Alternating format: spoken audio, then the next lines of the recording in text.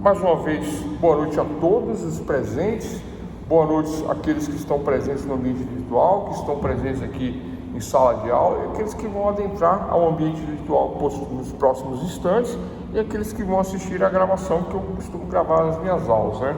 As aulas, obviamente, não são para leigos, né? As aulas requerem um conhecimento jurídico das pessoas que gostam do direito, que amam o direito, que estudam o direito, né? Portanto, muitas vezes o conteúdo nem sempre é 100% compreendido por aqueles que assistem, né, as nossas aulas aí. Mas está aí, né? Nossa segunda aula, 2.2, módulo 2 de ética. Lembrando que o módulo 1 é um módulo filosófico, reflexivo, né? Sobre questões de usos e costumes, moral, ética, até chegarmos aqui, né? Ontem nós falamos na aula de ontem, na primeira aula desse segundo módulo, um módulo mais técnico, né? Nós falamos da inscrição do advogado, da inscrição do estagiário, da atividade da advocacia, do que pode e do que não pode do ponto de vista ético, dessas questões, né? E hoje nós vamos continuar nesse tema, só que não no regulamento. Hoje é dentro do Código de Ética, né? Mesmo dentro do Código de Ética significa, né, que o Código de Ética, já vou até lá para o iníciozinho do Código de Ética, só para fazer esse parêntese aqui, né? O Código de Ética teve uma atualização, publicado no Diário Oficial da União, em 4/11/2015, na página 77, resolução número 2 de 2015, aprova o Código de Ética e Disciplina da Ordem dos Advogados do Brasil, OAB. É esse o Código de Ética atualizado, 2015, nós estamos em 2023. O Conselho Federal da Ordem dos Advogados do Brasil, no uso das atribuições que lhes são conferidas pelos artigos 33 e 54, inciso 5º da Lei 8.906, que é a lei que nós falamos ontem, né?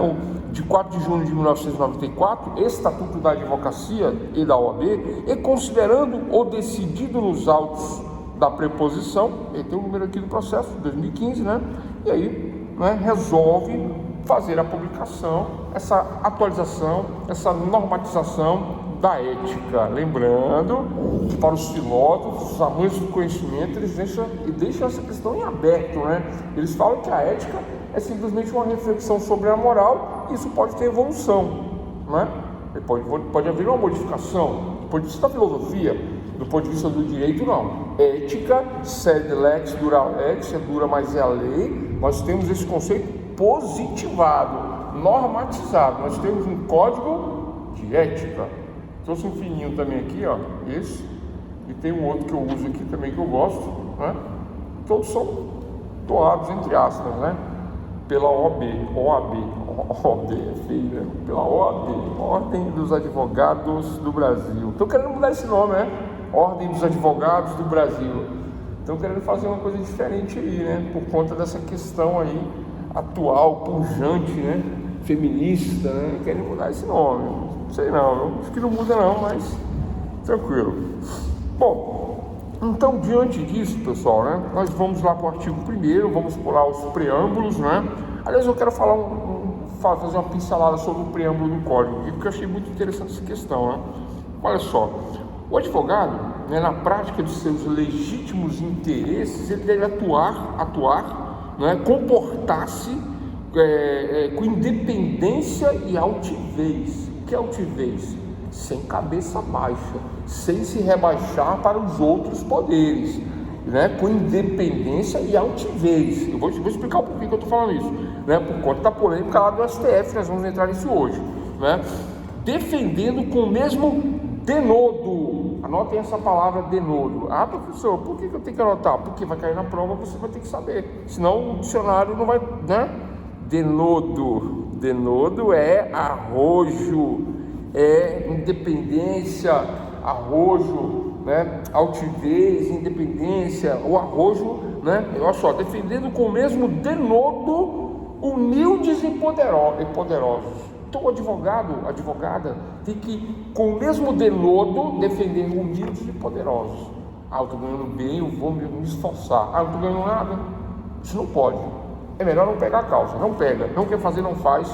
Não quer pegar, não pega. Mas se você pegou a causa pro bono, que é de graça, pro bono, de graça, o mesmo denodo para os humildes e para os abastados, para os poderosos. Então, exercer a advocacia com indispensável senso profissional, mas também com despreendimento, jamais permitindo que o acesso de ganho material sobreleve a finalidade social do seu trabalho. Eu ensino isso para os meus estagiários. Hoje eu não tenho mais estagiário. Eu estava com vários estagiários. Eu tinha um estagiário em São Carlos, em Araraquara, dois estagiários aqui em Brasília, né? Dois lá no Guará, né? Que é a região administrativa também aqui em Brasília. Eu tinha esses estagiários, mas aí eu parei com o estágio, né? Muita coisa, não estou dando conta, eu parei com o estágio. Mas sempre expliquei para os meus estagiários, até fora esses outros que eu já tive, né?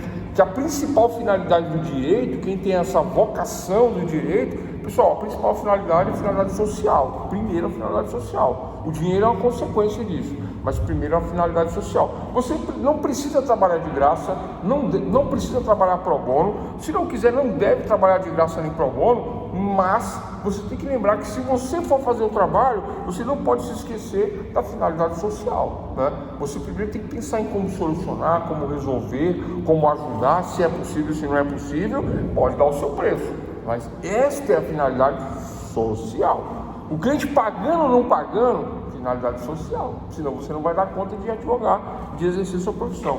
Eu me deparei com isso várias vezes. Peguei causas muito grandes, de altos valores, não é? Que no começo, né, o cliente falou assim, me passa aí a sua conta. Eu passei a conta. E conversando com o cliente vai lá e deposita uma quantidade muito boa, sem eu pedir. E fala assim, ó, você quer ser meu advogado? Ah, não, vou fazer, vou trabalhar, vou te ajudar. Ó, já botei tanto na sua conta. Eu tive um caso em São Carlos, um caso de R$1.600.000 de débito, de crédito, aliás, que o cliente tinha para receber, né? E o cliente queria que eu fizesse de qualquer jeito, e eu falei que eu ia ajudar ele. Eu falei, não, eu vou te ajudar. Não, vamos combinar o valor aí e tal. Eu falei, fica tranquilo, eu vou te ajudar, não esquenta com o valor não. Ele falou, me dá o número da sua conta. Aí eu dei o número da conta para ele, aí ele já botou de cara 10 mil na minha conta. Eu falei, caramba, nem pedi, né? Aí ele falou, o senhor vai me ajudar? Eu falei, eu já tinha falado que ia te ajudar, né? Agora, independente do que você colocou, vai ser do mesmo jeito, não vai mudar nada. Não, mas eu quero para agora. Eu falei, agora, né? Mas com 10 mil na conta, eu tive que dar uma acelerada na situação por conta, né, de que ele, né, se adiantou no pagamento, e eu achei também justo dar essa atenção adiantada para ele, não por causa da grana, viu, pessoal, mas por conta de que, né, pela consideração, com a consideração mútua. Então, assim, o Código de Ética ele começa com esse enunciado, né, o denodo para humildes e abastados, não importa, né? Então essa é a inspiração, né, baseado na 8.906 de 4 de julho de 94. Agora vamos aos detalhes lá do artigo 1º, que tudo vai parecer com a aula de ontem, mas é diferente a questão aqui. As questões que eu vou abordar hoje são diferentes. Hoje eu ia falar do artigo 34, que é o que não pode fazer, que é mais complexo as questões, né? Porque são muitas também, né? O artigo 34 eu ia falar hoje, né? Ia falar hoje, talvez até inicie hoje o artigo 34, mas eu não estou querendo fazer isso não, porque ele é muito grande, realmente, muito extenso. Hoje eu quero fazer uma coisa mais leve aí para vocês, mais light, né? Artigo 34, as sanções e disciplinas, não é aqui não, é lá na frente, é outra questão, né? Mas eu passo para vocês depois. Mas então eu tenho que falar dessas questões aqui, sempre obedecendo uma cronologia, um acumulado de conhecimento, como nós fizemos, como eu sempre faço, né? Então dei as bases filosóficas no primeiro módulo, aula de ontem, inscrição do advogado, inscrição do estagiário, atividade de advocacia, né? Mais algumas questões relacionadas à identificação. Trouxe até minha carteira hoje. Está aqui a carteira de advogado, carteira de advogado. Pessoal, vocês conseguem identificar aqui nessa carteira alguma pós-graduação, algum curso, como é que se diz? Nome de faculdade, mestrado, doutorado? Vocês conseguem ver alguma coisa aqui nesse sentido? Não, né? Porque não tem, porque não vai ter nunca. O advogado, ele é uma área independente. Isso não existe, tá? O cara fala assim, me formei na USP. Eu ia falar uma coisa aqui que ia ficar feio se eu falasse grandes bosta, grandes coisas, né? Tanto faz, né?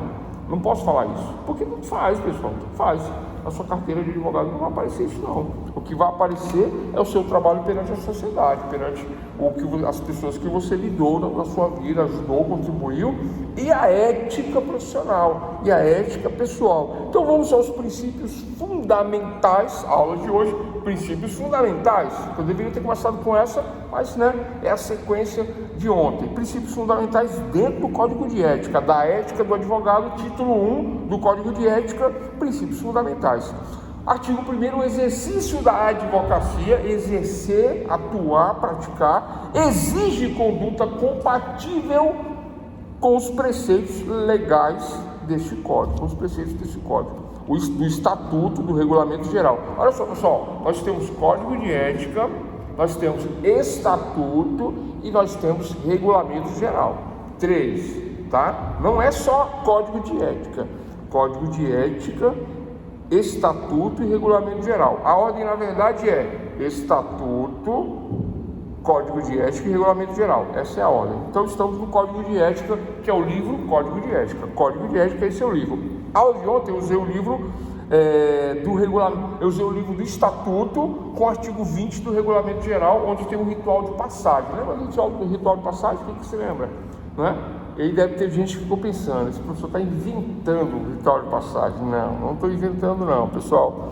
Todas as vezes que você pega aquele bolinho bonito com salgadinho, chama os amigos e comemora, parabéns. Como é que é o nome disso? Como é o nome disso? Pessoal, vamos participar aí para a aula acabar mais cedo, senão vai até meia-noite. Como é que é o nome disso? Ritual de passagem. É ritual de passagem. Vocês iam falar aniversário. É ritual de passagem. O aniversário é um ritual de passagem. Ele mostra ritualmente, ou seja, através de um rito de passagem, que você tem um aninho a mais. É isso, não é? Você é outra pessoa. Você era uma pessoa de 18, você é uma pessoa de 19. Né? Bonito, né? Você é uma pessoa de 50, você é uma pessoa de 51. Professor, que isso?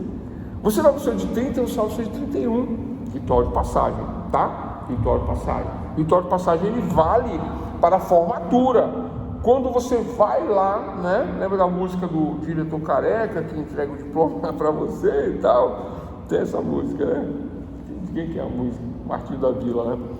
Então, quando você recebe um certificado de colação de grau, né?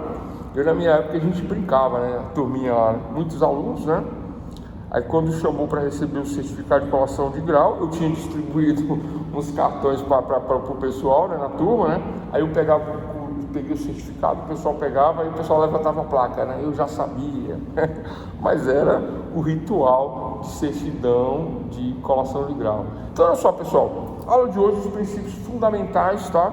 Nós temos aí, né, como a exigência da conduta compatível com os preceitos deste código, né, de ética, do estatuto e do regulamento geral. Quais são os principais requisitos? Os primeiros requisitos, baseado em que são esses requisitos? Primeiro, número 1, moral individual. Anotem primeiro, moral individual. Número 2, moral social, dentro da sociedade. E número 3, moral profissional. Vou repetir, né? Então, regra geral, o artigo 1º, o exercício da advocacia existe uma conduta compatível com regra número 1, individual, número 2, social, número 3, profissional. Individual, eu tenho que ter uma moral idônea, ilibada, polida, escorreita.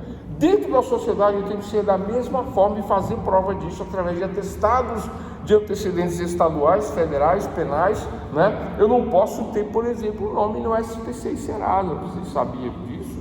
Na minha época, pelo menos foi assim, né? Eu tive que juntar certidões de que eu não devia nada. Hoje talvez isso tenha mudado, mas na minha época não podia, por exemplo, ter dívida nas Casas Bahia. Não podia dever o carnezinho da Magalu. não podia ter dívidas nenhuma no SP, não podia participar desse clube, SPC e Serasa. Então, a regra social, né, exige estes antecedentes de conduta, certidão de antecedentes penais, certidão de antecedentes federais, né, além desses comprovantes, né, de não restrição financeira. E você não pode estar sendo processado no civil, no penal, no trabalhista. Eu tinha um mercadinho, o empregado está me processando. Não pode tomar processo trabalhista, porque infringe no princípio da moral social. Vou repetir para quem caiu e entrou aí, tá? Quem está caindo e entrando, eu vou repetir. Pessoal, artigo 1, exercício da advocacia é incompatível, né, e deve atender preceitos de conduta, princípios. Número 1, moral individual. Número 2, moral social. Número 3, moral profissional. Moralmente, individualmente, eu vou ter que fazer prova disso. Do ponto de vista social, antecedentes penais, antecedentes criminais, antecedentes trabalhistas, não posso ter confusão na justiça, não posso ter nome sujo.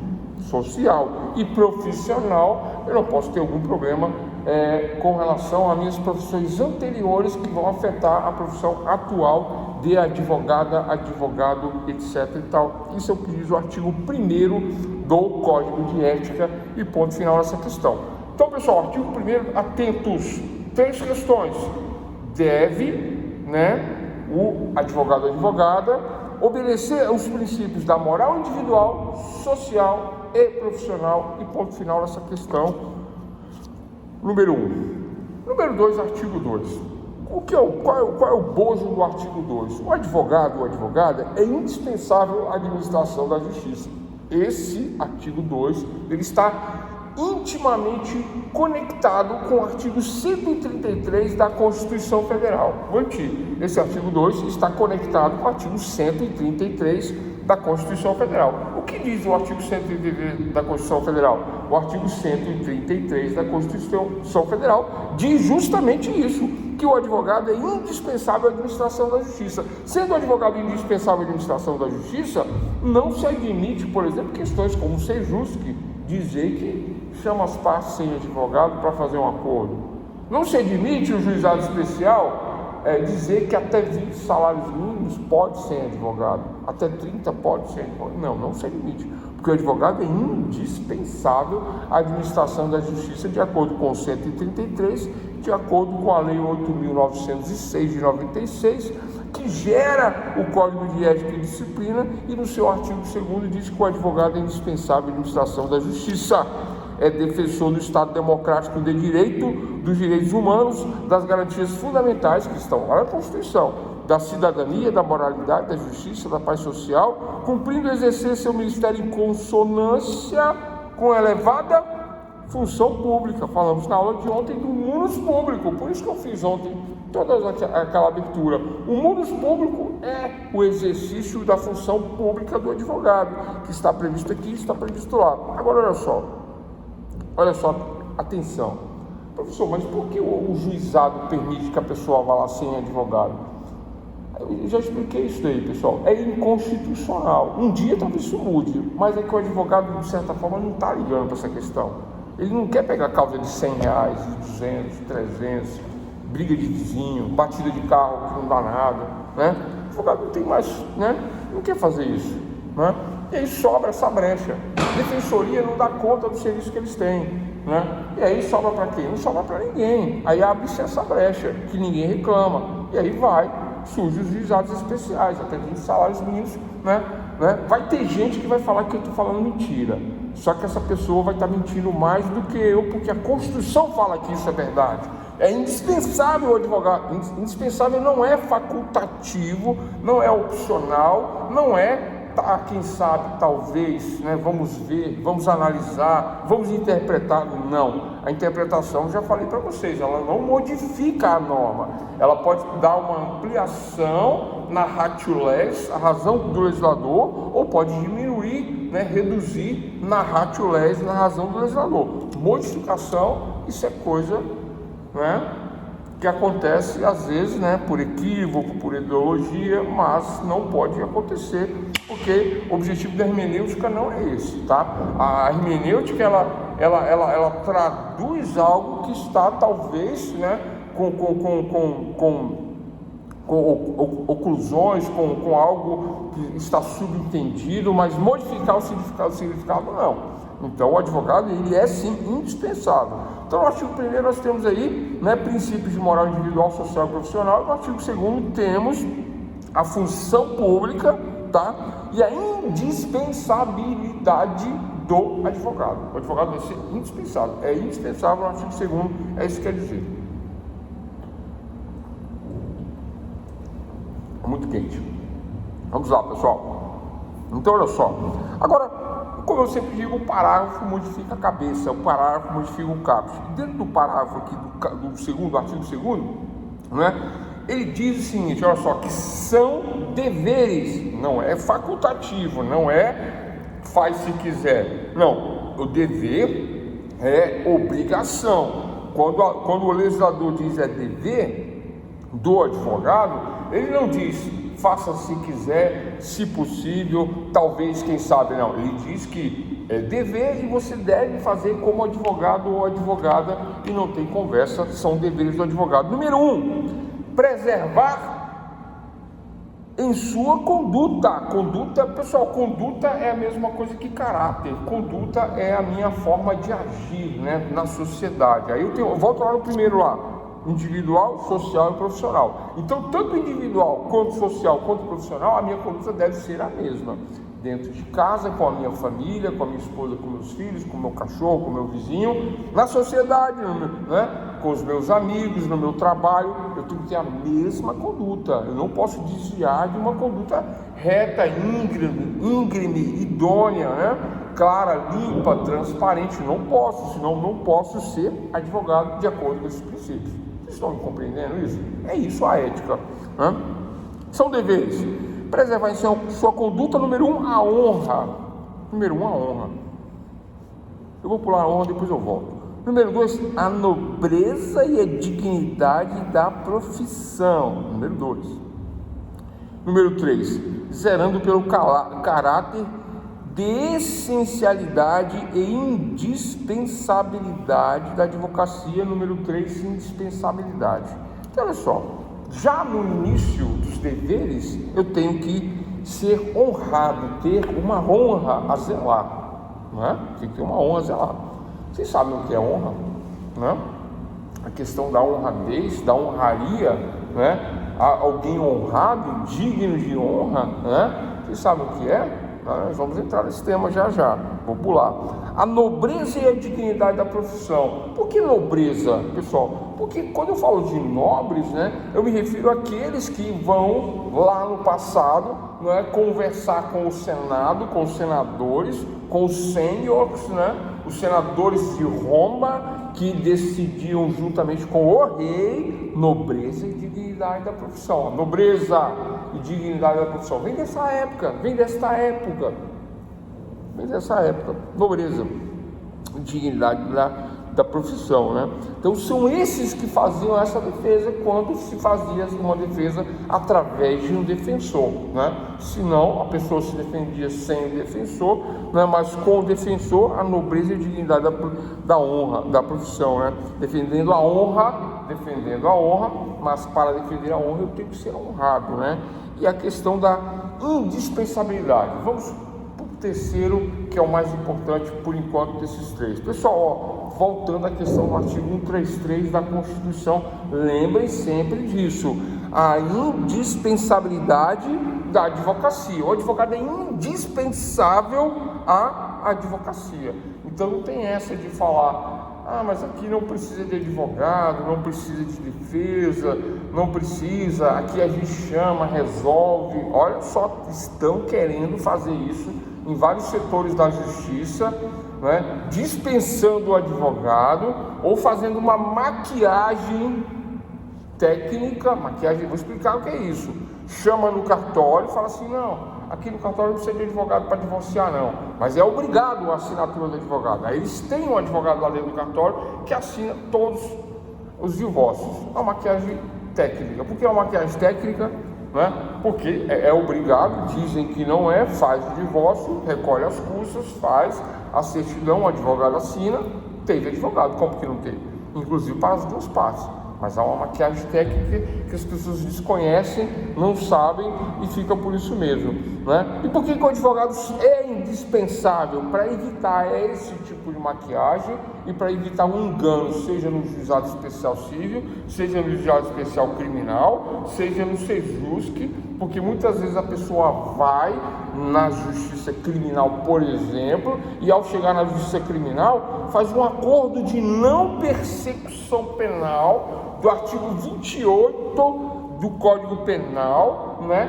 Confessando um crime do qual não cometeu, mas iludido, enganado pelo judiciário, que diz, não, você confessa aqui e você não vai ter processo, e você se livra disso, mas a pessoa é inocente. E o inocente, ele fica indignado com essas questões, e o inocente não aceita isso, esse acordo. Ele fala, não, eu sou inocente, que história é essa? Eu prefiro levar o processo até o final e quero sentença de absolvição, porque eu sou inocente. Não tem provas contra a minha culpa, porque eu não tenho culpa. Isso é um erro, é assim, é assado, e toca a questão para frente, com o advogado, óbvio que fazer isso sozinho é fria. Tranquilo? Então esse é o artigo 2 dos princípios fundamentais aí do Código de Ética, né? A nobreza e dignidade da profissão e indispensabilidade da advocacia. Número 2, atuar com destemor, independência, honestidade, decoro. Agora anota esse tópico aqui, veracidade. Aí o pessoal fala que o advogado pode mentir. O advogado não pode mentir.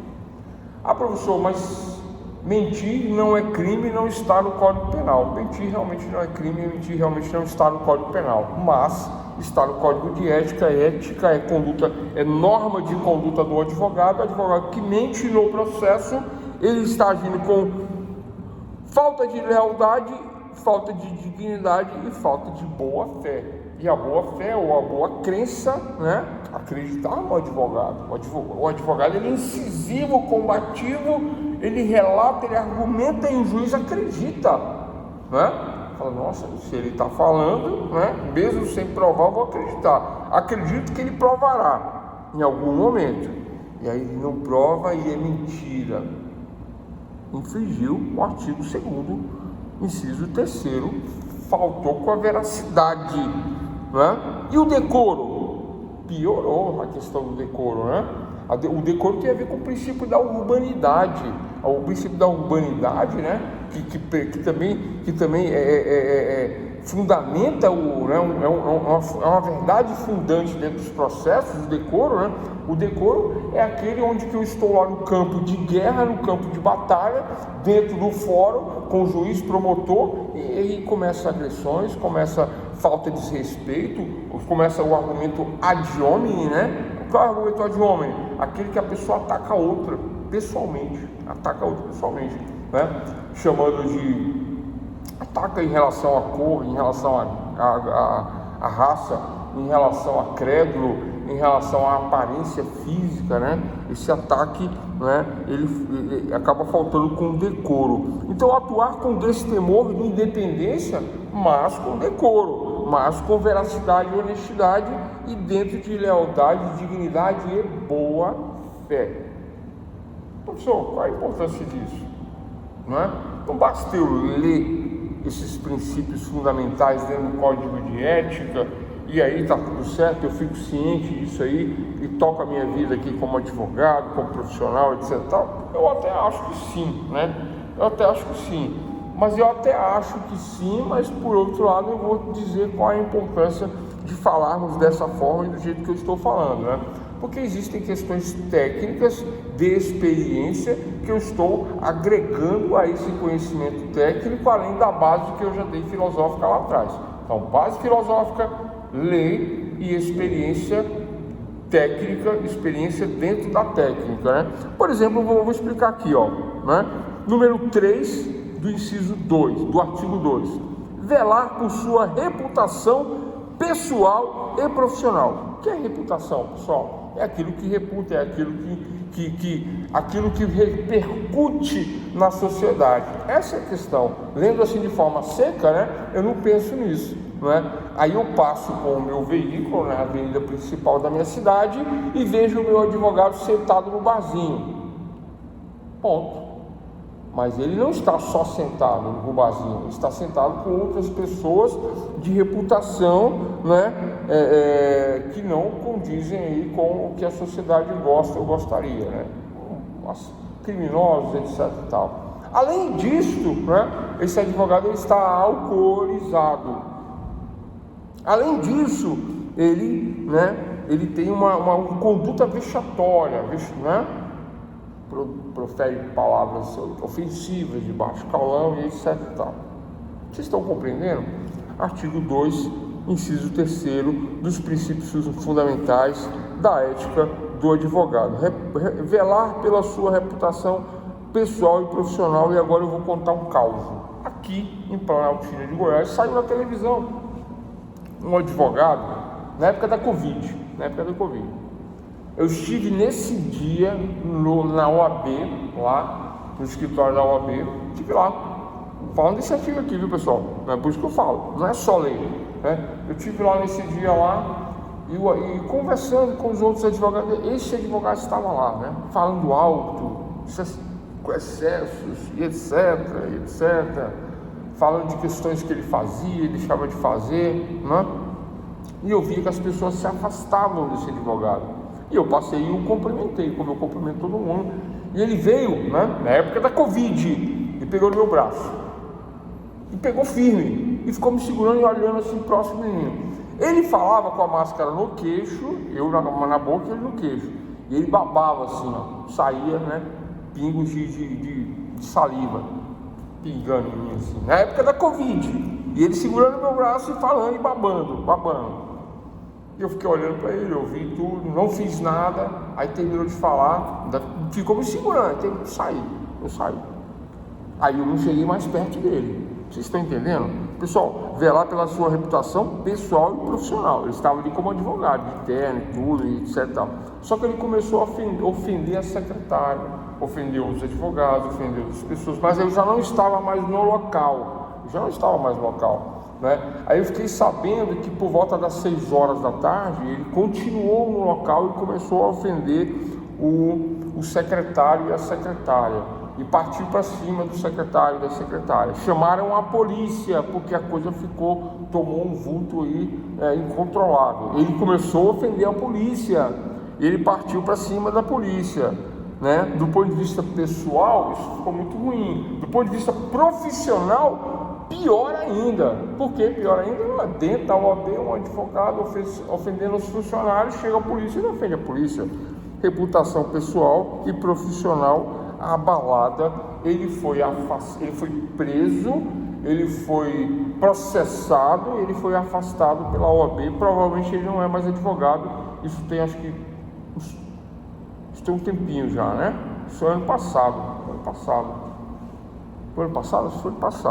Tranquilo? Então isso é a questão do artigo 2, inciso 3º aí, com um exemplo, né, de reputação pessoal e profissional aí, né, onde nós devemos velar. Pessoal, o advogado pode frequentar clubes, pode frequentar bares, pode frequentar restaurante? Pode. O que ele deve fazer? Velar pela sua reputação pessoal e profissional dentro desses ambientes, né? Não se excedendo nesses ambientes. Tranquilo, Beatriz, né? Não se excedendo nesses ambientes, né? Ah, professor, mas eu vou ali no Aqua Cerrado com meu marido, com meus filhos e tal, né? É um clube, eu vou ficar à vontade e tal. Tranquilo, qual o problema? Nenhum. Reputação pessoal e profissional preservada. Ah, mas eu vou lá, vou tomar uma cachaçinha, vou misturar com a cervejinha, vou tomar um vinhozinho, vou cair na piscininha, né? Mas você já é advogada, você está sendo observada. Então você coloca a profissão que está, né, que está estampada na sua pessoa, já que você é conhecida como uma profissional da advocacia, você leva junto com você a profissão. Não fica a capa em casa, você leva, mesmo de biquíni você leva, mesmo de sungão, de short você leva.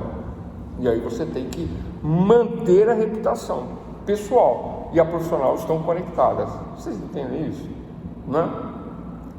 Ah, professor, o que eu faço? Eu tenho que frequentar o clube dos advogados lá no Lago, só porque é chique? Ué, vai lá é bom. É uma boa opção. É uma excelente opção, aliás, né? Aliás, muito boa opção, né? O clube lá no Lago dos advogados. Aliás, é um dos mais... Tem o clube dos advogados, tem os magistrados, tem os promotores, mas os advogados ainda é o mais bonito. Vocês já viram que é o mais bonito lá do Lago, né? Vai lá, tá aqui, ó, com esse artigo aqui. Pessoal, passando essa parte aí, né? O advogado indispensável, ele deve se empenhar, né, permanentemente no seu aperfeiçoamento profissional e pessoal também, né? Falar errado, não conhecer as normas do país, a legislação básica, não saber o que está fazendo, exercendo a profissão, né? Isso também é falta ética, é falta de compromisso ético, isto é antiético, ante a questão do inciso 6º do artigo 2º, que é empenhar-se permanentemente no aperfeiçoamento pessoal e profissional. Aí, onde é que eu quero chegar com essa questão, né? Aí onde os alunos confundem as questões objetivas da prova. Os alunos falam assim, poxa, estava difícil, eu não entendi, não era só copiar o artigo? Não, se fosse só copiar o artigo, o pessoal não precisava dessa aula. Não precisava, eu falo para vocês, leiam o código de ética, acabou, está dado aula. Mas, vamos lá. O que é empenhar-se permanentemente no aperfeiçoamento pessoal e profissional? Isso evita a inépcia da inicial. Isso evita que o advogado pegue uma causa, por exemplo, do INSS, para resolver a questão do INSS.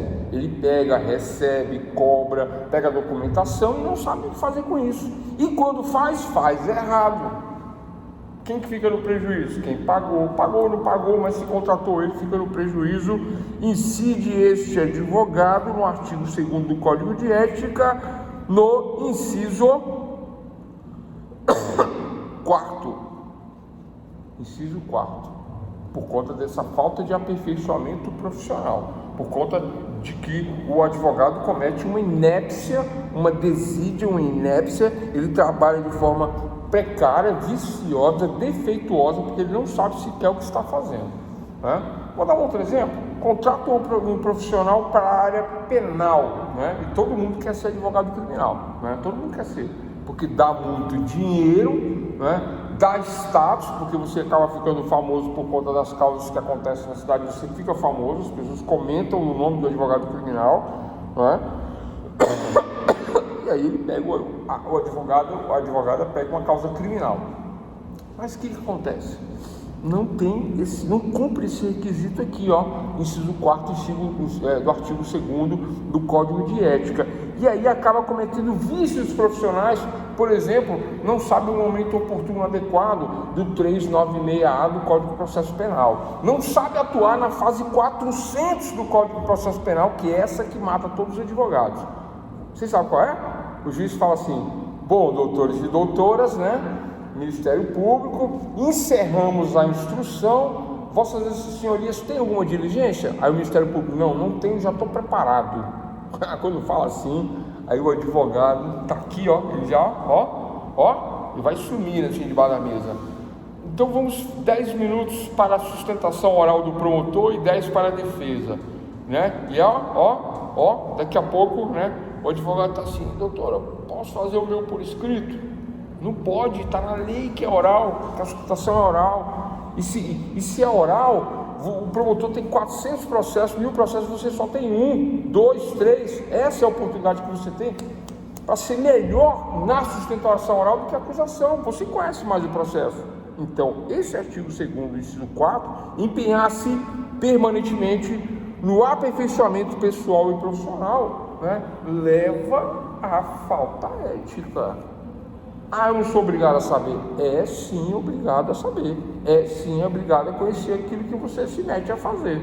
Não faça se não sabe. Então, se não sabe, aperfeiçoamento profissional. Tranquilo? É o que eu tinha para dizer. Por isso que eu estou falando, pessoal, aqui não é uma mera leitura dos incisos dos artigos do Código de Ética. Para isso, eu falava para vocês lerem, né? E tá resolvida a questão. Mas do ponto de vista prático, o exemplo, né, que eu quero que vocês entendam e tenham em mente é esse aqui, porque é esse exemplo que explica o entendimento do artigo. Correto? Lembra que a história? Explique e dê um exemplo? É isso. Esse é o exemplo. Né? Saber atuar com conhecimento de causa. É o inciso 4. O inciso 5, né?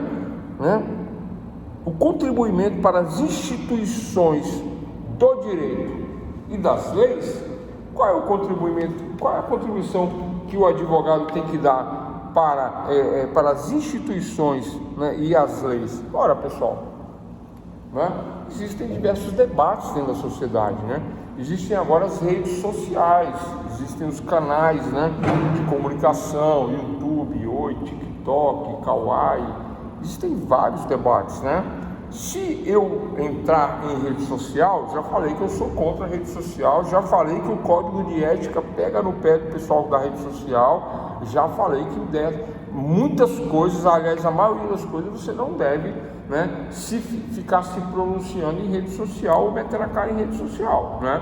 Porque a sua sociedade, a sua, né, fisionomia estando associada à sua profissão, é a sua profissão que está ali, né, que é ligada a várias outras pessoas, a um complexo de pessoas, né, que se você fizer algo, né, que vai desagradar a todos, obviamente. A sua imagem é a imagem de todos, né? Eles não vão falar é um advogado fulano de tal, não, eles vão falar é um advogado, é uma advogada que está fazendo este erro. É isso que vai ser falado. Não vai ser um erro personalíssimo, vai ser um erro de toda uma coisa. Vocês entendem? Isso aí, né, reflete nessa questão aqui, ó, de reputação pessoal e profissional, né?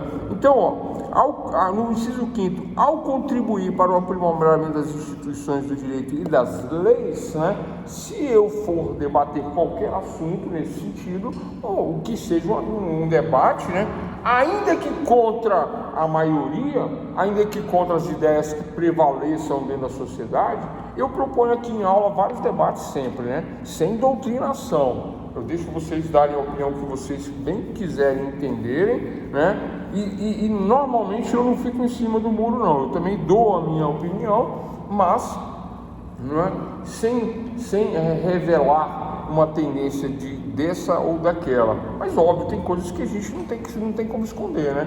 O uso de drogas, por exemplo, eu não posso ser a favor, jamais, né?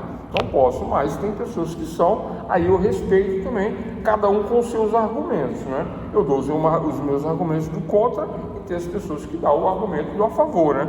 O argumento mais aí que, vamos dizer assim, vem para corroborar essa questão do uso de entorpecente é o uso do canabidiol, né? Então, por conta do canabidiol, é a abertura para se falar da maconha, do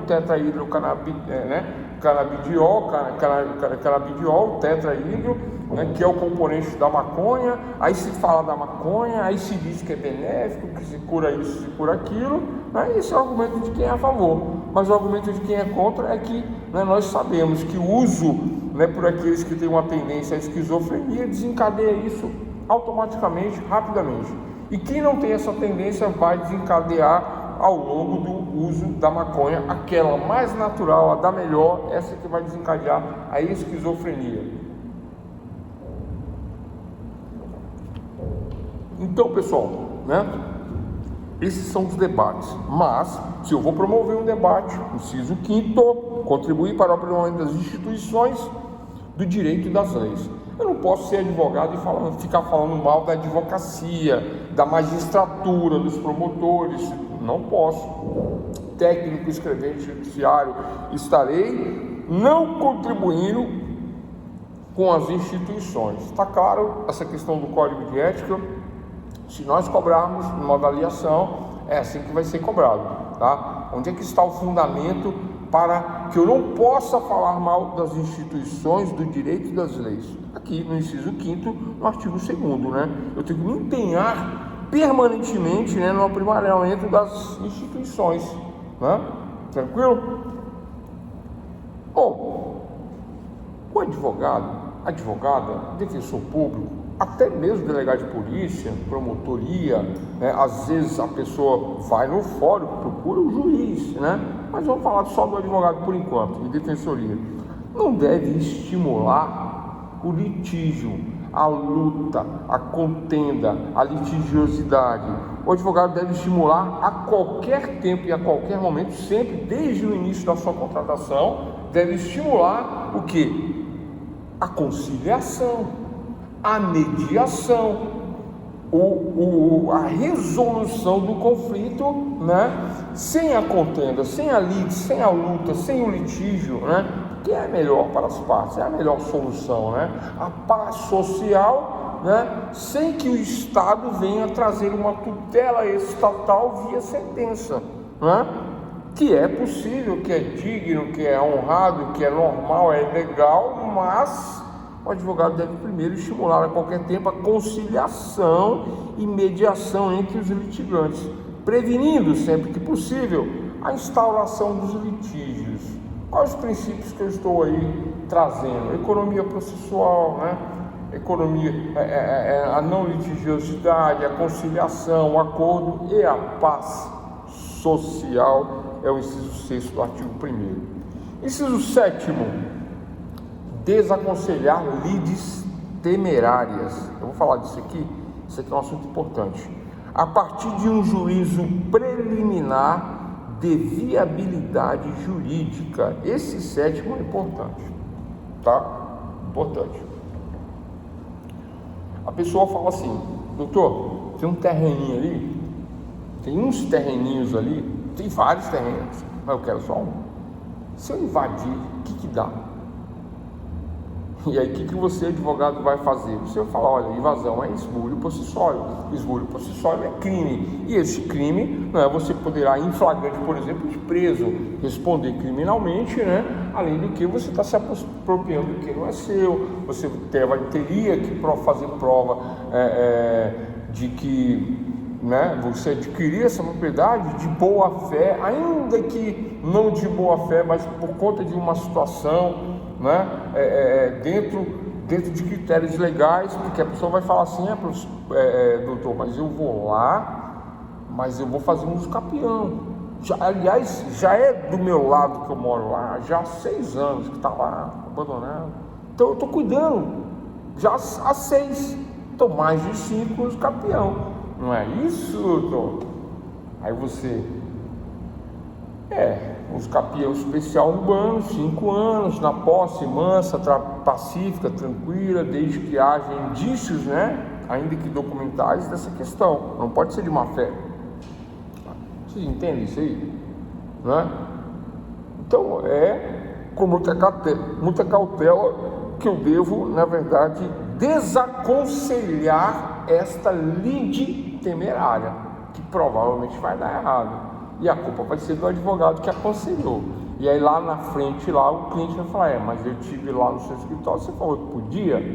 O cliente força a situação, já vem com a resposta para todas as perguntas, fala que já sabe, e por que você não vai fazer? Não, ele quer que você faça, aí você vai, vamos tocar o pau.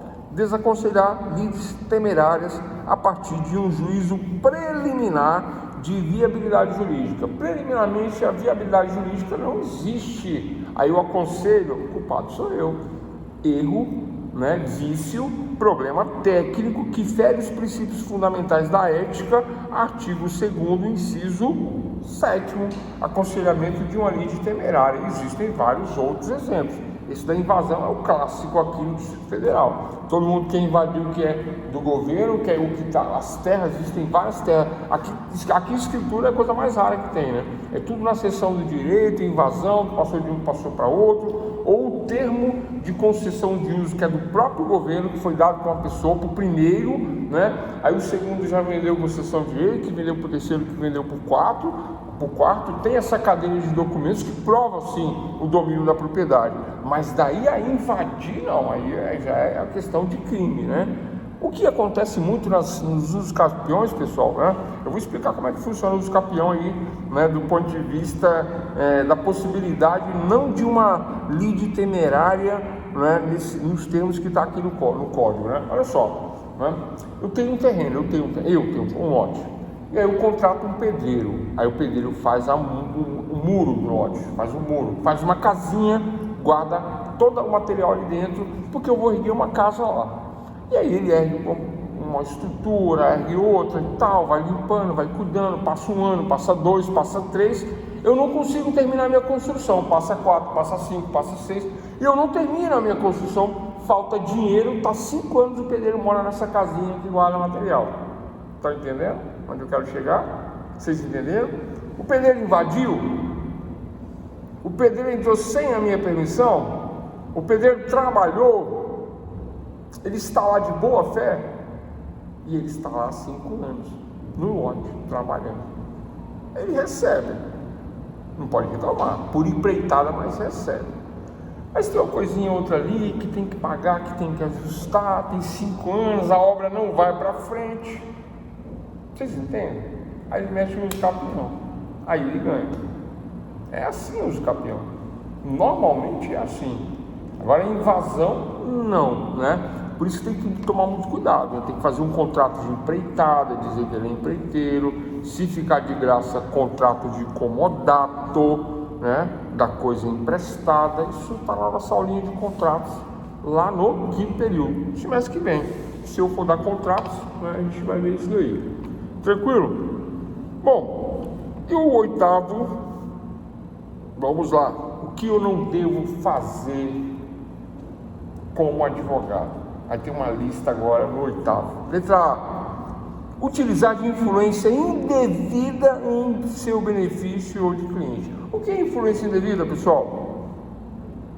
O que é influência indevida em seu benefício ou de seu cliente? Não é? Olha só, eu sou presidente da Ordem dos Advogados, né, da subsecional onde eu moro, né? Sou presidente. É um exemplo. Vamos dar esse exemplo aí, porque senão pode ser que ofenda algum colega aí, né? Até mesmo porque esse pessoal costuma não usar muito disso, né?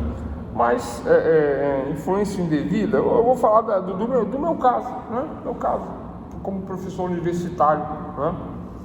Olha só, como professor universitário, tendo alunos dentro do fórum, né? E influenciar esses alunos dentro do fórum, isso é uma falta ética. Vocês sabiam disso, pessoal? Né? Ah, mas eu gosto tanto do Weber, ele dá aula para mim e tal, né? Eu gosto dele e tal, ele me ajuda na prova. Ele não me ajuda, mas agora ele vai me ajudar, porque se ele não me ajudar, eu não vou ajudar ele no processo aqui. Por exemplo, o fazendo ele vai ficar para a gaveta. Vocês entenderam? Utilizar a influência devida ao seu benefício ou do cliente é uma falta ética. Tem várias, pessoal. Mas tudo, a palavra-chave aqui é influência indevida, né? Se utilizando dessas questões aí, né? Então, advogado da Caixa Econômica Federal. Bom, um exemplo melhor agora. Advogado da Caixa Econômica Federal. Este advogado da Caixa. Tem um professor aqui que é advogado da Caixa, né? Gosto muito dele. Mas, se ele utilizasse da influência que ele tem dentro do banco para questões pessoais, etc., né? Isso pode trazer um problema ético para ele se alguém descobrir, né? Se for profissional, não, pessoal, né? Aí a briga, o combate dentro do processo é normal, né? Mas influência indevida, vocês entendem o que é influência indevida? Ele de dentro da Caixa e por ter amigos lá, ele pode fazer o processo andar a favor dele ou do seu constituído cliente, né? Ele pega um cliente contra a Caixa, ele não pode pegar contra a Caixa. Ele pega um cliente, né, a favor de alguma situação e utiliza a Caixa, né, onde ele trabalha, a favor do cliente. Influência indevida, tranquilo, né? Bom, letra B. Então, abster-se de... Isso aqui nós falamos na aula passada, só que lá era diferente o contexto. Aqui é o mesmo contexto, só que é diferente o contexto, porque aqui nós estamos falando do código de ética, da ética. Lá é a questão da inscrição do estagiário e do advogado. Aqui é a ética pura, né, trabalhada. Então, olha só, vincular seu nome ou nome social a empreendimentos sabidamente escusos. Eu falei isso na aula de ontem. O advogado que se diz advogado do PCC, advogado do Comando Vermelho, advogado de uma facção criminal, isso não pode, pessoal, né? Você automaticamente, se você faz isso, primeira coisa que acontece, você está se enquadrando no artigo 288 do Código Penal, que fala de formação de quadrilha. Então, automaticamente eu estou na formação de quadrilha. 288, se eu sou advogado dos criminosos, junto com os criminosos, né, numa prática permanente, né, de se associar para cometer crimes, e eu estou ali na contenção jurídica, eu estou trabalhando no crime junto com os criminosos, quadrilha, associo o meu nome, né, a empreendimentos sabidamente escusos. Esse é um exemplo, né? Tem outros, eu até falei de outros na aula passada, mas esse é o exemplo que eu vou deixar aí para a gente não ficar perdendo tempo, tranquilo? Então, associar o nome do advogado não é associar o nome da pessoa somente, é associar o nome de toda a classe jurídica a algo escuso, certo? Isso aí traz um prejuízo para a advocacia, isso é uma forma antiética de conduta, né, de agir. E isso traz prejuízo para a advocacia, portanto, dos princípios fundamentais, né, atenta contra a moral individual, social e profissional, que é lá do artigo 1º, nós falamos no início dessa aula aqui. Tranquilo? Na continuidade, olha só, na continuidade, letra C, emprestar concurso aos que atentem contra a ética, moral, a honestidade e a dignidade da pessoa humana. O que é emprestar concurso? Eu agir favorecendo, eu agir em concurso, eu agir com essas pessoas, eu de qualquer maneira, prestando ainda que uma consultoria a estas pessoas, eu vou estar sendo aí contra a ética, contra a moral, contra a honestidade, contra a dignidade. Pessoal, isso não é para o advogado criminalista que defende o réu no processo criminal do ponto de vista técnico, da defesa técnica, trabalhando questões de negativa da prova, negação da autoria, negação de indícios de materialidade e autoria, negação de premissas, tudo do ponto de vista do argumento dentro da prova penal, dentro das evidências dentro de uma narrativa, né? Exodial introdutória, narrativa, evidências, e aí eu faço as minhas teses aí finais de defesa, né? Negando, dizendo que não há ou dizendo que há, ou, né, do ponto de vista penal. Isso é uma questão. Outra questão é instruir o cliente a cometer delitos, não é? Fulano, você vai vender um lote? Faz um contrato falso. Faz um contrato assim, traz aqui que eu assino, aí eu assino, eu contribuo, finjo que não sei. Lavagem de dinheiro, me passa como honorários, eu digo que é honorários, te devolvo uma parte, passa R$500 mil na minha conta, eu fico com 100 mil, te devolvo 400, lavagem de dinheiro. Por que lavou? O dinheiro sujo entrou na conta do advogado como honorários, é limpo, lavou o dinheiro, estou te devolvendo 400 limpo. A Lava Jato tem essas questões aí, né? E outras questões mais envolvendo isso aí. E quiseram, em um determinado momento, agora recente, né, fazer pelo COAF, fazer essas investigações em escritórios de advocacia, em grandes escritórios, por conta dessas movimentações, que eles chamam de atípica, não é? Levantando a suspeita de entender-se de emprestar concurso aos que atentem contra a ética, a moral, a honestidade e a dignidade da pessoa humana. Então caímos aqui nessa questão de ética, moral, né? E outras questões mais. Estou dando um exemplo aqui do que está mais na mídia aí, do que está mais em voga. Mas tem várias outras questões, né, do ponto de vista da ética, do ponto de vista da honestidade, da dignidade da pessoa humana, da moral, né? Bom, letra D.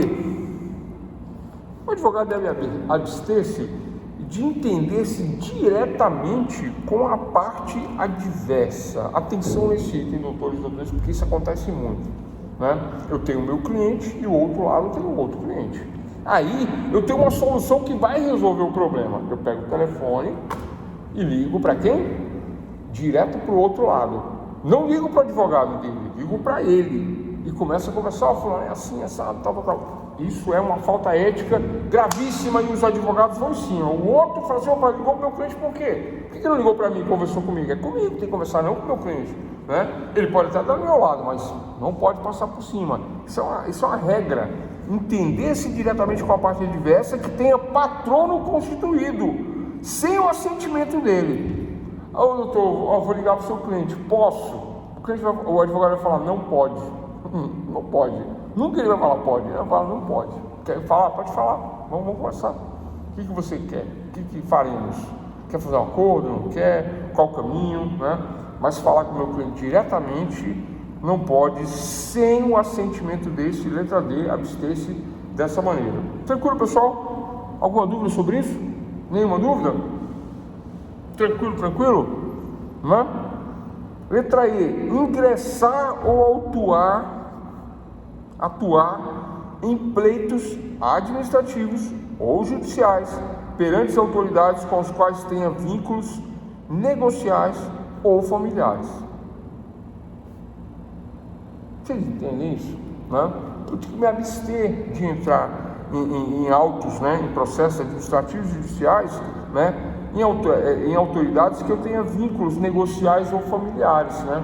Eu trabalho para o governo, sou remunerado pelo governo, eu trabalho para uma empresa particular, eu trabalho para o mercado, sou advogado do mercado. E todo mundo sabe que eu sou advogado. Aí um funcionário, mas não estão me pagando direito, não estão fazendo isso, não estão fazendo... E eu sou advogado do mercado. Aí eu aconselho aquele empregado, entra contra o mercado, pode deixar que eu sou advogado, eu vou terminar o mercado, mas eu vou te dar uma ajuda no processo. Pode, pessoal. Não pode. É um exemplo, não é? É um exemplo, né? Eu tenho um vínculo negocial com esse mercado. Esse pessoal é meu cliente, né? E eu oriento lá dessa maneira. Ou não, pior que isso, né? Ele é um cliente meu que eu aconselho, eu estou sempre com ele, já tive causas, né, com esse supermercado, mas eu não sou empregado dele, né? Mas aí alguém me procura no meu escritório e pede para entrar com uma trabalhista e eu entro. E eu sei, inclusive, os segredos do mercado, por conta de ter trabalhado para o dono do mercado. Então, pessoal, falta ética do artigo 2, né, inciso 8º, letra E. Tranquilo? Eu tenho esse vínculo negocial, esse vínculo ou vínculo familiar, e aí eu, né? A pessoa vai falar de vínculo familiar? Vamos falar de vínculo familiar assim, ó. Você é amigo de um casal durante muitos anos, aí o casal resolve separar. E aí você escolhe um lado e senta o pau no outro. Você escolhe a mulher e senta o pau no marido. Você escolhe o marido e aí processa a mulher, né? E o que acontece nessa história aí? Você tem um vínculo familiar e você ingressa judicialmente nas autoridades, né, desrespeitando a amizade que você teve com esse casal aí. Ué, você não era amigo dos dois? Mas eu era amigo mais dele. Eu tomava uma cerveja junto e a mulher estava sempre junto porque é a mulher dele, mas eu sou amigo dele. Na hora de separar eu fiquei do lado dele. Vocês entendem? Que se ela souber, ou o advogado dela que vai saber, vai alegar o artigo 2º, inciso 8º, letra E, tá? E é o difícil que está na avaliação da OAB, óbvio. Não é o simples, não é a simples leitura disso daqui que vai cair na OAB, não. Vai cair o casinho do advogado que era amigo do casal, que jogava pôquer todos os fins de semana com o casal, ele e a esposa dele e o outro com a esposa. Mas aí um dia o casal resolve se separar, o casal de amigos, e aí ele escolhe ficar do lado do marido, né, e processar a esposa contra a mulher, que eles tinham um vínculo familiar, de amizade, de longos anos. Aí dá um problema ético. Infringe essa questão aqui. Tranquilo? Letra F. Contratar honorários em valores aviltantes. O advogado deve se abster. Pessoal, é muito comum isso no começo da carreira. O advogado, ele começa a advogar, começa a trabalhar, né? E ele quer trabalhar de qualquer jeito, até de graça ele quer trabalhar, porque ele quer aprender, ele quer pegar uma causa, ele quer botar um terno e gravata, ele quer ir no fórum, ele ou ela, a advogada, quer trabalhar, quer ter um caso, né? Um causa, né? Uma causa para chamar de sua, né? Um causa para chamar de seu, um caso jurídico, né? Brincando, né? Ele tem um caso jurídico para poder litigar como advogado, treinar o seu conhecimento, né? E todas as outras questões ligadas à advocacia, né? Então os doutores, né, muitas vezes, né, com condições, né, abastadas, né, vindas da família ou de uma profissão anterior, falam, não, vou pegar esse caso aí. Um caso que normalmente qualquer advogado criminalista, um tribunal do júri, qualquer advogado criminalista cobraria no mínimo de 30 a 50 mil reais, aqui na região que eu moro, mas esse é o mínimo, né? Aí o iniciante fala assim, eu faria isso júri até de graça, porque eu quero fazer um júri. Aí o advogado fala para a pessoa assim, você paga gasolina, paga almoço para mim e tal, não sei o quê, não, me dá R$1.000, e eu vou fazer júri para você, R$1.000. Vamos lá? Vou ler de novo. Contratar honorários advocatícios em valores aviltantes. Esse aviltante, ele avilta, ele diminui, ele traz um valor, ele diminui a profissão do advogado, ele desvaloriza totalmente o advogado. Cobrar pouco, cobrar valores aviltantes, desvaloriza o advogado. Faça pro bono. Fale, quero te ajudar, vou te ajudar, posso te ajudar, pro bono, de graça, não vou te cobrar, não quero dinheiro para gasolina, isso aqui, não, vou te ajudar, vou ter uma experiência, vou fazer pro bono, a lei permite pro bono, mas cobrar honorários aviltantes, não, é falta ética, esse é o problema, né? Qual é o mínimo para se fazer um júri pela tabela da OAB? Acho eu que o mínimo é em torno de 13 mil a primeira fase, mais 15 a segunda fase, total daria 28. É em torno do que eu falei, a partir de 30 mil, né? 28 mil a partir de 30 mil. Menos que isso é aviltante. Professor, mas a indexação ela é proibida no nosso país, não pode indexar, a tabela é só uma sugestão, é só uma referência. Concordo com tudo isso daí, né? Concordo, mas são sugestões, pessoal, que se você não segue, você vai ficar fora de um padrão de conduta ética, e a conduta ética é uma conduta exigida, não é facultativa, né? E sendo ela exigida, você estará agindo de forma antiética, e agindo de forma antiética, você pode cair sim na disciplina. Faltou com ética e disciplina, e a disciplina traz sanções. A primeira pode ser uma advertência, a segunda pode ser uma suspensão e a terceira pode ser uma exclusão. Você não serve para a advocacia. Quer trabalhar de graça? Vai ser assistente social, né? Vai dar aula no Estado. Apesar que aqui em Brasília ganha muito bem. A aula no Estado ganha 10 contos, né? Tranquilo? Tá difícil, né? E hoje nem é sexta-feira, pessoal. Bora lá. Hoje nem é sexta-feira. Vamos lá. O que mais que eu devo me abster? Falta pouco, falta 4 itens, né? O que mais que eu devo me abster? Devo me abster de pugnar pela solução de problemas da cidadania e pela efetivação dos direitos coletivos e difusos. Impugnar é negar. Pugnar pela solução dos problemas da cidadania, olha só, o advogado deve abster-se de pugnar pela solução dos problemas da cidadania e pela efetivação.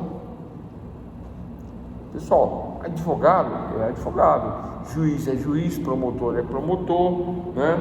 Delegado é delegado, né? Político é político. Vocês estão entendendo agora o que eu quero dizer? Né? Eu não posso ficar levantando plataformas de governo e de administração sendo eu advogado, né? Então, pugnar por estas soluções de problemas de cidadania, né? Sair trabalhando essas questões aí, eu posso fazer? Posso. Devo fazer? Devo fazer. Devo dar conselhos em escolas, devo trabalhar essas questões. não posso me envolver com política e ponto de vista ideológico. Aí eu paro de advogar e viro político, né? É claro que é ético, sim, trabalhar pela cidadania, né? Pelos direitos dos cidadãos, né? E pelos direitos individuais, coletivos e difusos. Difusos, né? Questão do meio ambiente, planeta Terra, né? Eu posso trabalhar todas essas questões, todas, do ponto de vista do artigo 1º, né? Princípio moral, individual, social e profissional. Posso, né? Agora, levantar bandeiras, né? De ideologia de esquerda ou de direita, me associar dessa maneira aí, isso aí já foge a uma coletividade, já foge a uma cidadania, passa a ser uma questão mais individual, aí eu tenho que tomar cuidado com essas questões. No geral, eu devo sim contribuir para a cidadania e para os direitos individuais, coletivos e difusos, né? Porque aí já não é do artigo do inciso 8º, já é o inciso 9º do parágrafo 2º. Então, pugnar, fazer, né? Ajudar na solução da cidadania e dos direitos individuais, coletivos e difusos, tá? Sem se envolver nessa questão política. Inciso 10. Adotar conduta consentida, com o papel de elemento indispensável à administração da justiça. Pessoal, isso volta naquela questão do artigo 133 da Constituição. O artigo 133 diz que o advogado é indispensável à administração da justiça. O advogado é indispensável. Não é facultativo, não é essa causa pode e essa não pode, não tem exceção por juizado nem exceção por ser justo e tal. Lembrando que nós, para vocês doutores, do ponto de vista acadêmico, do ponto de vista do direito, da Constituição em primeiro lugar, artigo 133, da Lei 8.906 de 94, esta lei do Estatuto da OAB, agora o Código de Ética 2015 fala que, né, adotar uma conduta, né, e um papel indispensável à administração da justiça. Sempre essa é a conduta, que é a conduta que eu estou tendo agora, explicando para vocês que o advogado é indispensável, que não tem essa de que pode, não pode, talvez, quem sabe, até 20 salários mínimos, até 30. Está acontecendo? Está acontecendo? Legalmente falando, está acontecendo, mas essa lei é inconstitucional, né? Claro que eu não preciso ficar dando aula disso para ninguém, nem explicando isso para ninguém, até mesmo porque as pessoas, muitas não vão aceitar e outras vão achar que você está enganado, mesmo você sendo um doutor na lei, né? Mesmo vocês sendo doutores na lei, a pessoa vai falar, você está enganado. Acha? Eu vou lá no juizado agora, vou falar o que você está falando aí e vou provar que você está enganado. Não, até 20 salários eu posso sim, né? Mas vocês sabem pelo fundamento da doutrina, da própria lei, né? Os costumes de jurisprudência que não, né? O advogado é indispensável e é isso que está dizendo no inciso 10º do artigo 2º da Lei 8.906 de 94, que é baseada no artigo 133 da Constituição. A indispensabilidade do jurista, do advogado, é isso, ponto final, né? Mas já expliquei várias vezes, vou falar de novo porque é importante, né?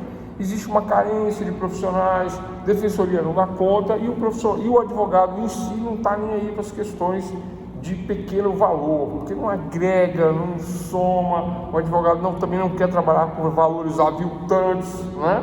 Pegar causas para cobrar cheque promissória, cobrar pequenos contratos, não, o advogado não quer pegar, fica para o juizado. Senão a pessoa fica sem acesso à justiça. Entendem essa questão? Professor, qual seria o ideal? Qual a solução aí? A solução seria, né, mudar a Constituição, tornar facultativo, né, que aí não ficaria inconstitucional. Ou mantém a Constituição, mas contrata-se um defensor público para cada juizado, ou obriga o defensor público a atuar no juizado, ou a solução que é feita na maioria dos lugares das grandes capitais, né? Principalmente no São Paulo e no Sul, né? O pessoal faz isso, chama o advogado dativo. O que é o dativo? Não tem advogado no processo, não tem defensor, não tem ninguém, o réu está lá sozinho, chama o advogado, chama para atuar, nomeia, fala que você está nomeado, quem que vai te pagar? A defensoria, que é o dinheiro do Estado, paga o advogado particular, o defensor dativo atua. É isso a solução. No Número 11, cumprir os encargos assumidos no âmbito da Ordem dos Advogados do Brasil ou na representação de classe. Se você é chamado para a ordem, para uma comissão ou qualquer coisa nesse sentido, né, deve cumprir assim como se cumpre na advocacia, com zelo, com hombridade, com honra e etc e tal. Não tem muito o que falar disso, né?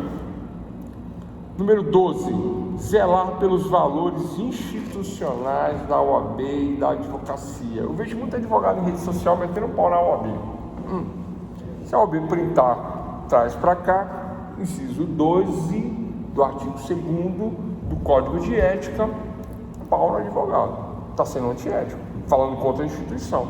Ah, mas não pode, né? Democracia, isso, o pessoal não pode. Está aqui, está na lei, né? Sed lex, dura lex, não, é dura, mas é a lei.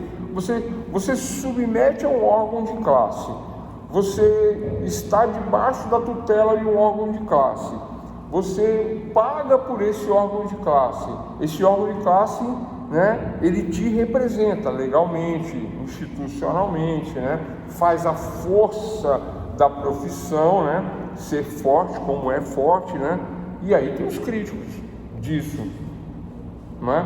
Mas criticar a instituição diretamente, assim, né, a OAB e a advocacia. Então, quem não zela pelos valores institucionais infringe na ética, no Código de Ética, no inciso 12 do artigo 2º do Código de Ética da OAB. Tranquilo, pessoal? E por último, né, o advogado deve ater-se quando no exercício da função de defensor público, né, a defesa dos necessitados. Eu vou ler de novo o artigo 2º, olha só, né?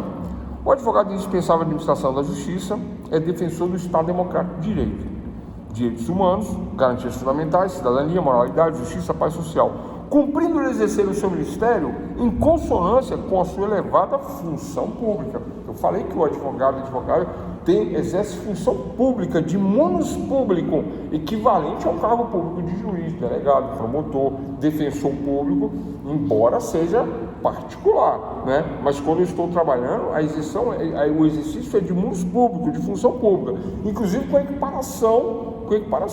Não pode dizer que o advogado é inferior ou superior ao juiz, não, estamos todos no mesmo patamar, em razão desse munus público, certo? Não é? Então, são deveres do advogado, por último, ater-se, não fazer.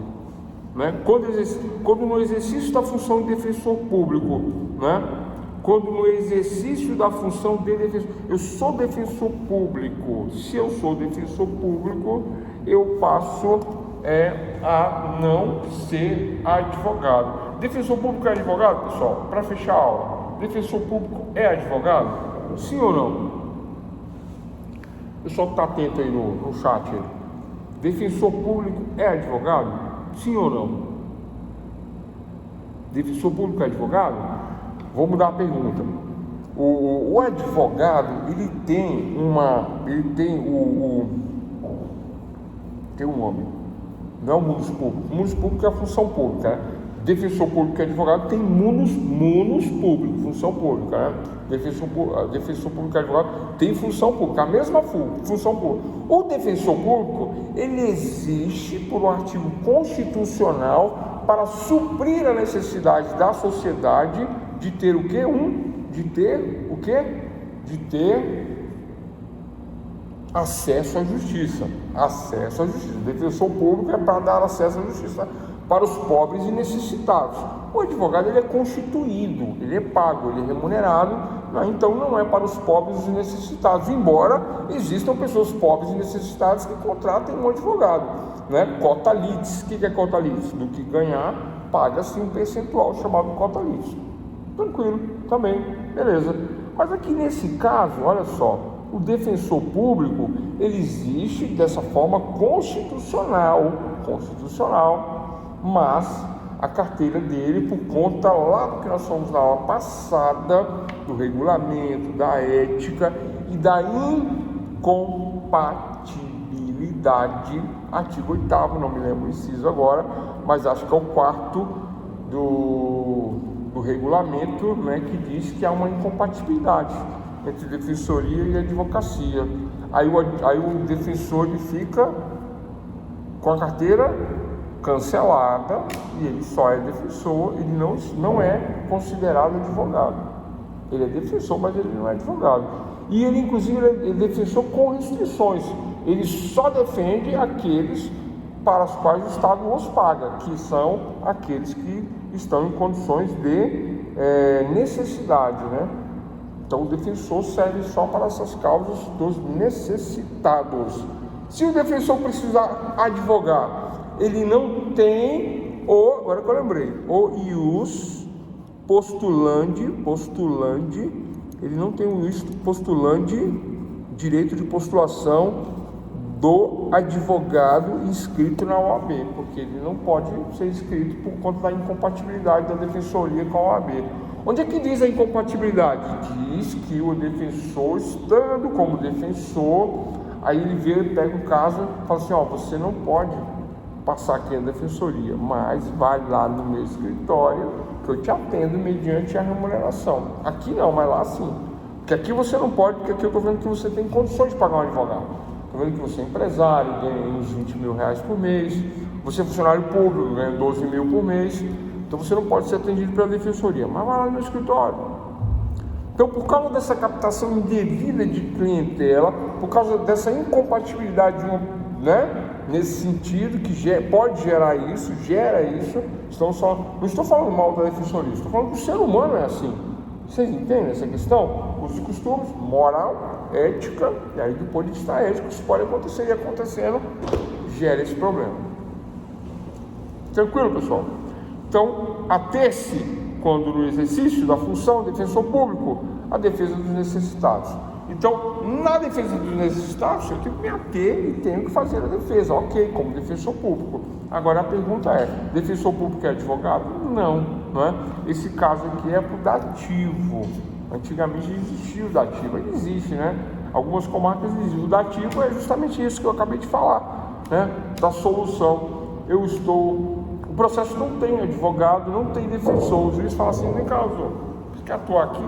Não é assim não, tá? Tem um critério. Mas bota para atuar, nomeia e a defensoria paga. É um dativo que vira um defensor público. Eu viro um defensor público. Mas estes outros defensores públicos aí da defensoria pública concursado, eles não são advogados por conta de incompatibilidade. E é isso, doutores e doutoras, né? Tá aí, né? Nossa segunda aula de ética e disciplina. Não cumpriu a ética, cai na disciplina. Falamos aí sobre vários pontos na aula de hoje. Eu comecei a aula falando sobre o preâmbulo da ética do advogado. Né? Qual é o preâmbulo? Que é denodo, né? Denodo eu tenho que trabalhar com garra, com destemor, com liberdade. Denodo para os humildes e para os poderosos. Exercer a advocacia com indispensável senso profissional. Indispensável o senso profissional. Profissionalismo ao extremo, né?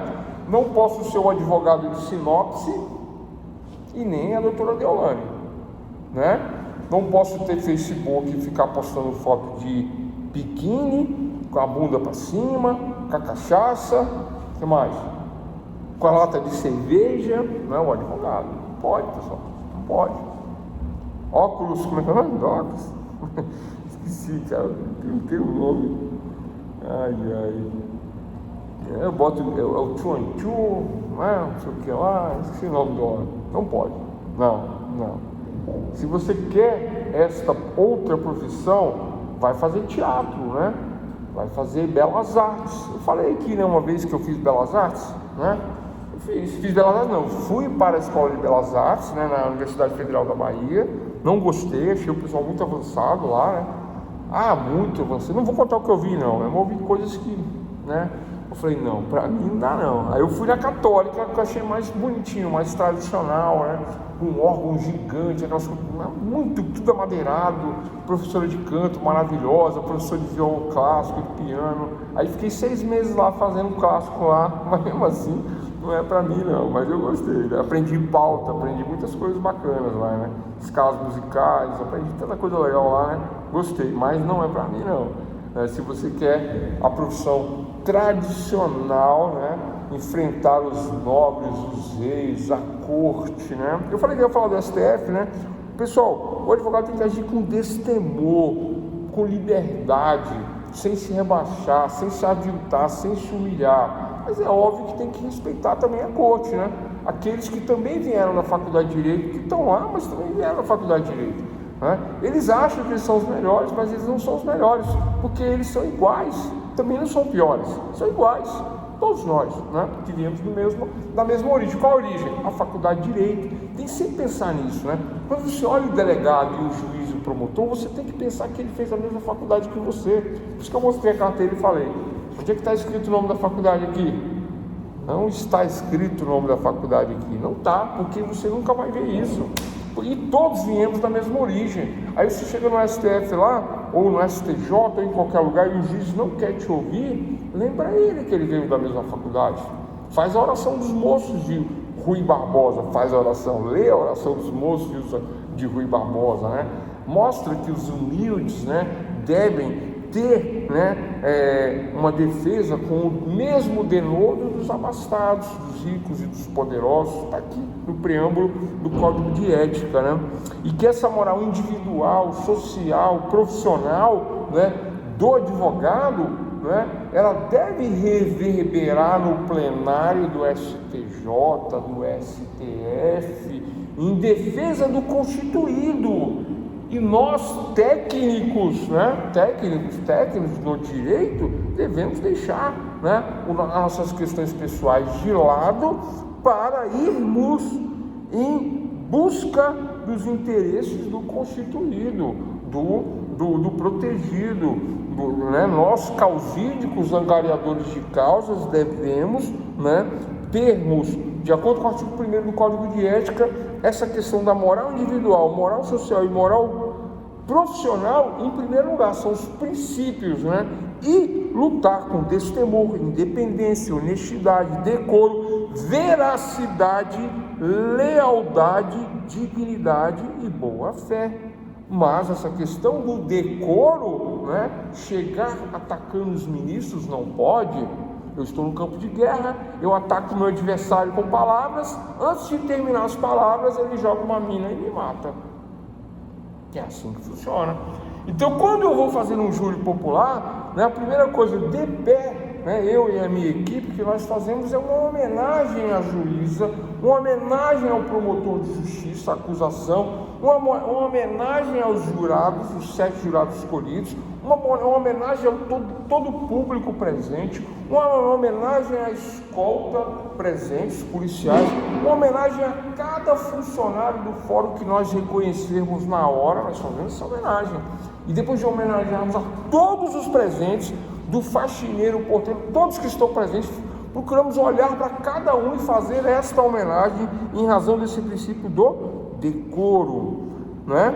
Mas nós somos destemidos, independentes, nós vamos trabalhar com a verdade, a lealdade, a dignidade e a boa fé, e com o devido denodo para com o humilde que está preso, né?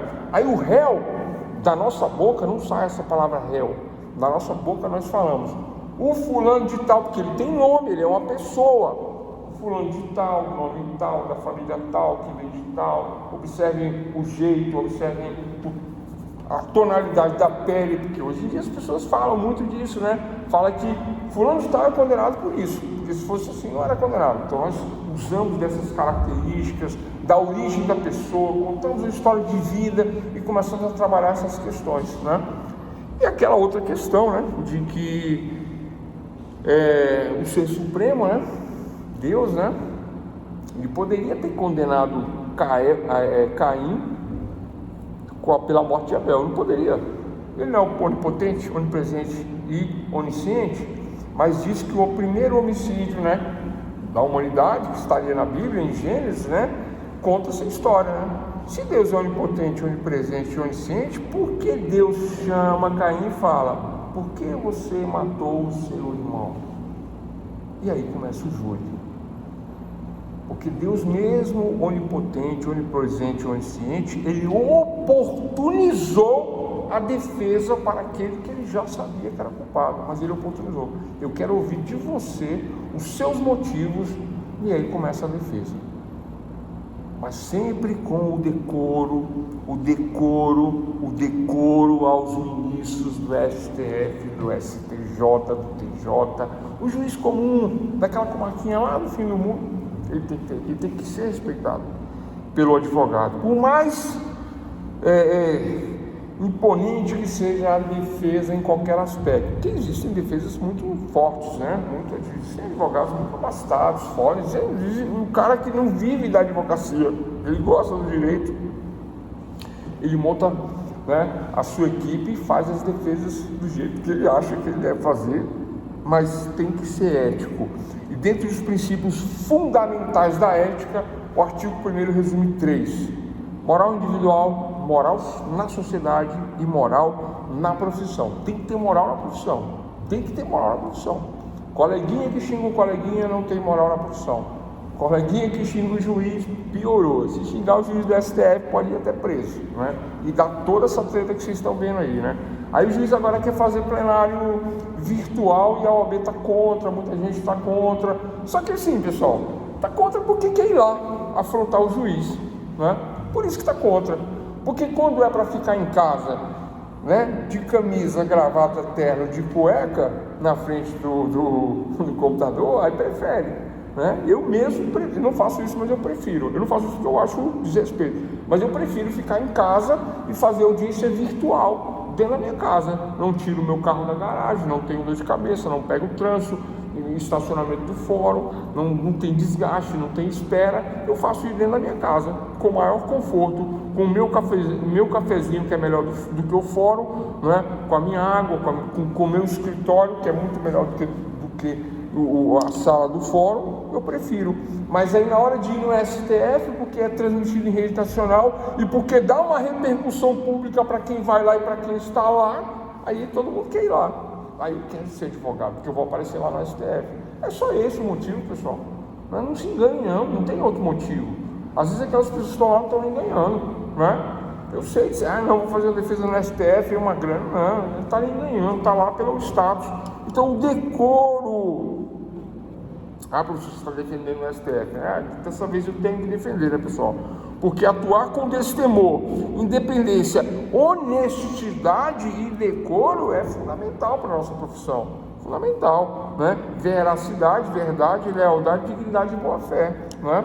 Se eu quero aparecer, eu faço que nem a Deolane, né? Vou para a fazenda. Ou vou fazer igual o cara de Sinop, vou dar umas festonas de arromba aí. E vou ser um advogado ostentação, né? Pego a minha mansão lá de São Carlos, faço uma festona, publico na internet, né? Pulo de terno e gravata do segundo andar na piscina, faço altas festas lá. Vou ser ostentação e vou ser expulso, vou ter problema, mas vou ostentar e vou ter 1000 likes. Então esse não é o objetivo da nossa profissão. Isso não é. Isso infringe aos princípios fundamentais da advocacia, da ética do advogado. Isso não é permitido, isso não pode. O que eu estou falando agora no final é um resumo de tudo que foi falado agora para trás, de forma até um pouco cansativo hoje, né? Por conta da leitura e da explicação de cada artigo, mas a importância da leitura e da explicação é que vocês não vão encontrar explicação em qualquer lugar, né? Professor, tem na internet? Não tem. Não tem não. Professor, mas não basta eu ler o código? Não basta ler, porque tem explicação, né? E eu estou explicando aqui, né? Essas questões do decoro, da honestidade, da veracidade, da independência, do denodo, né? Que é esse arrojo para a defesa do humilde e do abastado, né? No patrocínio da causa. Então é isso, pessoal, que é a advocacia, né? A questão dos contratos aviltantes, né? Faça de graça. Quer fazer de graça? Faça de graça, né? A causa custa 20 mil reais pela tabela da ordem. Aí você vem com o papo de que a tabela não é para ser cumprida. Como que não é para ser cumprida? Você tem que honrar a instituição. Mas eu sei que eu não preciso cumprir e tal. Pessoal, né? Não quer cumprir as normas? Vai fazer outra coisa na vida, né? Faz, como eu falei, vai fazer igual a Deolane, faz igual o advogado de Sinop, né? Ostentação. Não estou dizendo que isso está errado, não, isso está certo. Se eu tivesse 1 milhão de likes e ganhasse o que eles ganham, eu não ia advogar, né? Ia continuar dando aula, advogar não, né? Mas aí o que acontece? Então, essas condutas, né? Essas condutas nos levam ao código de ética, nos levam a ter problemas éticos, né? De ética, e a ética é uma norma escrita, positivada, pautada no código de ética, que me leva a uma disciplina, que é tema do nosso módulo que vem, a disciplina. Nós vamos falar de disciplina, né? Tranquilo, pessoal? Então, na aula que vem, nós vamos falar das relações com o cliente, nós vamos falar de advocacia pública, nós vamos falar de relações com colegas, agentes políticos, autoridades, servidores públicos, né? Já estou entrando nesse assunto, na verdade, né? Porque eu falei que eu ia falar do STF hoje, mas eu vi que vocês não estão para muita conversa hoje, né? Então eu decidi deixar para amanhã. Mas a questão do STF tem essa importância, né? O advogado só quer ir para o plenário do STF para aparecer. E o próprio STF criou a TV Justiça, mais no tal do STF lá, né, com sessão pública, com a desculpa de que os atos públicos são públicos. Mas a desculpa não é, né? Porque está na lei, mas aí cria uma televisão para isso? É para aparecer, lógico, né? Tá lá no filme, né? Qual é o nome do filme? O Advogado do Diabo, né? O que existiu o Advogado do Diabo, pessoal? Vocês entenderam o filme? Quem assistiu entendeu? Eu só entendi na 5ª vez que eu assisti. Porque eu sou fã do filme, eu sempre assisto, né? Assim, de tempo em tempo eu assisto para ver se eu pego mais um lance. E o último lance que eu peguei é que tudo aquilo do filme inteirinho, eu conto. Vou estragar o filme se eu contar? Vocês não falam, né? Que vocês não estão me prestando atenção, então eu vou contar. Eu vou contar. Quando ele chega lá, o advogado, acho que é Kevin, né? Quando o Kevin chega lá Quando tem intervalo do júri, o Kevin vai pro banheiro e tem um furinho na parede assim, ó, do banheiro. Aí ele vai lá e fica olhando o outro lado para poder pegar a acusação, porque esse furinho dá no banheiro. Dá no banheiro não. Ele tá no banheiro e o furinho dá na cozinha onde fica promotor, justiça e tal, tudo combinando as questões do júri. E ele fica prestando atenção. Ele fica ouvindo. Ele vai no intervalo só para isso. E é ali que ele pega as manhas para poder ganhar o júri, né? O jeito de ele pega ali. Só que quando ele enfia o olhinho ali, né? Aí começa o filme. Toda a história do filme. Então o filme inteirinho se passa nesse momento. Quando ele tira o olho do buraco, é onde acabou o filme. Aí ele volta para uma realidade. Porque tudo aquilo que aconteceu foi só algo da cabeça dele, só um pensamento, né? Vocês entenderam o que foi isso? Quem assistiu? Porque ele teve a opção de ser o advogado do filme, o advogado do diabo, sem ética, sem escrúpulo, sem analisar a questão da realidade, defendendo o estuprador de criança, que era o caso ali, esse era o caso. E ele ganhava todos, ele não perdia. Quem que era o pai dele? O diabo. Por que o diabo? Que na verdade não era o diabo, que era o instrutor, era o professor dele, né? Como advogado. O advogado ensinava, o diabo ensinava como ser um advogado, né? E ganhar todas, mas sem a ética. Sem a ética, sem a nobreza e a dignidade da profissão, sem a honra, né? Que são indispensáveis na advocacia. Sem isso. Então ele ganha todas. Mas quando ele passa por tudo que ele passou, porque tudo que a gente faz tem consequências, né? Inclusive ele sofre uma consequência bem grave lá em relação à esposa dele, né? No filme, e toda a vida dele muda. Aí quando chega no final do filme, que ele percebe isso, que ele tira o olho lá do buraquinho do banheiro, né? Aí ele fala assim: não, eu não quero isso pra mim, né? Eu não quero. Eu prefiro um denodo, o mesmo denodo com os humildes e os poderosos, exercer a advocacia com indispensável senso profissional, mas também com desprendimento, jamais permitindo que o anseio do ganho material, lembra que ele vai para Nova York, ganha apartamento de luxo, tem amantes, etc. Tal? Aí ele muda, quando ele vê toda a vida dele passando pelo, né? Aí ele muda e fala: não quero isso, não quero. Essa é a história do filme. Quem não percebeu é isso, né? E aí no finalzinho, né, na hora das câmeras, dos flashes, aí ele perde o primeiro júri da vida dele, aí o diabo aparece como fotógrafo ali, né? Como que botando uma dúvida na mente dos espectadores, né? Qual é a dúvida que o diabo bota na cabeça de todo mundo ali? Ele fala assim, você acha que foi só uma ilusão, só um pensamento, mas não, pode ter sido uma verdade. Você sabe por que pode ter sido verdade? Porque o maior pecado da profissão, né, dos juristas, qual é o maior pecado nosso, pessoal? Nossos juristas, advogados, promotores, juízes, delegados, todos, inclusive esses do STF, qual é o maior pecado dessa turma aí? Ninguém está nessa por dinheiro não, porque quando chega um ponto da profissão, você tem tanto dinheiro que o dinheiro não é o que te interessa. Você tem muito dinheiro, não é o dinheiro que te interessa. Você tem dinheiro que dá com, não é mais o dinheiro que te interessa. Aí o filme explica essa questão. O maior pecado da humanidade é a vaidade, né? Nós juristas somos vaidosos, né? Você gosta da pompa, da circunstância e da vaidade, né? Quem é o cara mais poderoso do Brasil atualmente? Hein? Quem é? É o cara mais vaidoso também do Brasil, é ele. E não é o presidente da República, pessoal. Né? E eu posso dizer porque ele não vai mandar prender, não. Por isso não, porque ele é vaidoso. É a história do filme. Quem tiver a oportunidade, o advogado do diabo, é um filmaço. Tranquilo, pessoal? Tem tudo a ver com a ética, né? Com a moral individual, a moral social, a moral profissional, com a nobreza da profissão, com todas essas defesas que são feitas por aí, né? Muitas vezes esquece-se até do réu, os caras esquecem do réu e fica ali falando de vida pessoal. Aí o juiz tem que advertir, fala, doutor, o senhor não está aqui para dar depoimento não, doutor.